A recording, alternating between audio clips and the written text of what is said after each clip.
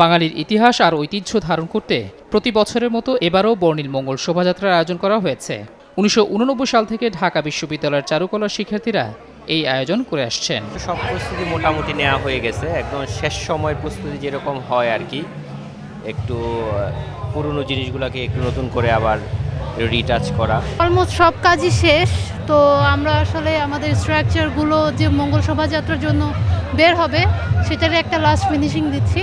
বর্ষবরণ উৎসবের মূল আকর্ষণ মঙ্গল শোভাযাত্রাকে ঘিরে শিক্ষার্থীদের এই উদ্যোগ চলবে রাতভর। রং তুলির আঁচড়ে শেষবারের মতো রাঙিয়ে তুলছেন রাজা, রানী, বাঘ, সিংহ আর প্যাঁচার মুখচ্ছবি। সবাই মিলে আঁকতেছে, খুব ভালো লাগতেছে।